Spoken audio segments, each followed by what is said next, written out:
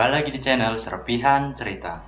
Pada kali ini kita akan membahas dua tokoh besar dalam gereja, yaitu Santo Petrus dan Santo Paulus. Sejak semula, gereja menghormati kedua rasul ini, Petrus dan Paulus, secara bersama-sama. Kedua rasul ini dianggap sebagai soko guru gereja.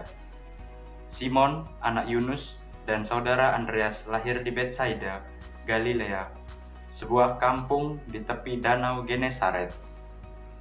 Seperti ayahnya, Simon adalah seorang nelayan yang ulet, bertabiat jujur dan rajin. Ia tidak berpendidikan tinggi tetapi terampil dalam pekerjaannya sebagai seorang nelayan. Kepribadiannya sangat menarik perhatian Yesus. Karena itu, Yesus berkenan menjadikannya seorang muridnya, bahkan mengangkatnya menjadi pemimpin para rasul dan memimpin gereja yang pertama. Pada mulanya, Simon atau yang disebut Petrus bersama Andreas saudaranya menjadi murid Yohanes Pembaptis. Oleh Andreas, Simon diperkenalkan kepada Yesus, Sang Mesias yang dinanti-nantikan oleh seluruh bangsa Israel.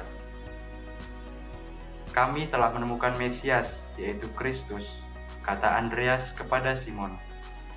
Pada saat itu, Yesus berkata kepada Simon, "Engkau Simon anak Yohanes, engkau akan dinamakan Kefas," artinya Petrus. Dikutip dari Yohanes bab 1 ayat 41 sampai dengan 42. Kefas berarti wedas atau batu karang. Sejak saat itu, dia lebih dikenal dengan nama Petrus. Petrus secara resmi berkeputusan mengikuti Yesus, Sang Mesias, dengan meninggalkan segala-galanya. Ketika ia menyaksikan mukjizat penangkapan ikan secara ajaib oleh Yesus. Kata Yesus kepada Petrus, "Bertolaklah ke tempat yang dalam dan tebarkanlah jalam untuk menangkap ikan."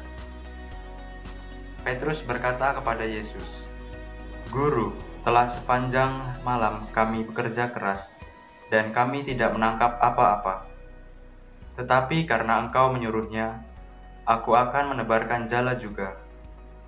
Dengan kepercayaan ini, Petrus menyaksikan kuasa Yesus, Sang Mesias. Dan di depan Yesus yang penuh kuasa ilahi, Petrus bersujud, "Tuhan, pergilah daripadaku, karena aku ini seorang berdosa." Kepada Petrus yang rendah hati itu, Yesus berkata, "Jangan takut, mulai sekarang engkau akan menjala manusia." Setelah penyerahan diri ini, Petrus diperkenankan menyaksikan berbagai peristiwa dan akhirnya dipercayakan tugas menjadi pemimpin para rasul dan gembala kaum beriman.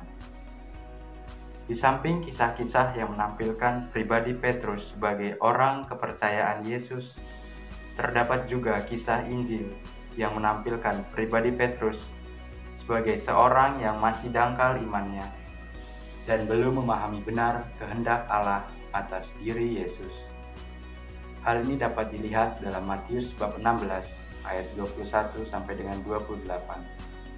Di sana dikisahkan tentang pemberitahuan Yesus tentang penderitaannya. Dan Petrus serta merta berkata, "Tuhan, kiranya Allah menjauhkan hal itu. Hal itu sekali-kali takkan menimpa Engkau. Hanyalah iblis, engkau suatu batu sandungan bagiku, sebab engkau bukan memikirkan apa yang dipikirkan Allah, melainkan apa yang dipikirkan manusia." Demikian teguran Yesus kepada Petrus.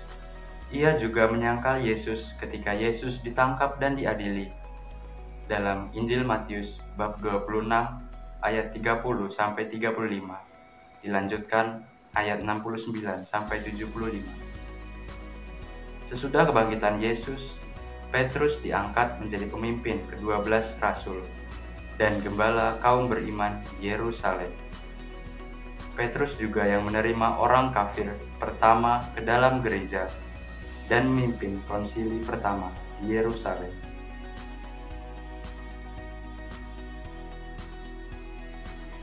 Paulus atau Saulus lahir di Tarsus, Asia Kecil, dari keluarga Yahudi yang berkewarganegaraan Romawi. Ia seorang terdidik dan belajar di Yerusalem pada Gamaliel dari kelompok Farisi. Sebagai seorang Farisi yang fanatik, Saulus tiada hentinya mengejar dan memenjarakan murid-murid Yesus. Dalam perjalanannya ke Damsyik, Yesus menangkapnya dan menjadikan dia seorang rasul untuk bangsa-bangsa kafir. Ia dipermandikan oleh Ananias. Ia menjelajahi seluruh daerah Laut Tengah untuk mewartakan Injil kepada bangsa-bangsa kafir. Dalam perjalanan misinya senantiasa diwarnai dengan berbagai kesulitan dan pertentangan dengan kaum kafir. Di Yerusalem, ia ditangkap oleh orang Yahudi, lalu dipenjarakan dan dibawa ke Roma sebab ia naik banding kepada Kaisar. Akhirnya ia dibebaskan. Tak lama kemudian, dia ditangkap lagi dan akhirnya menemui ajalnya sebagai martir di Roma pada tahun 67.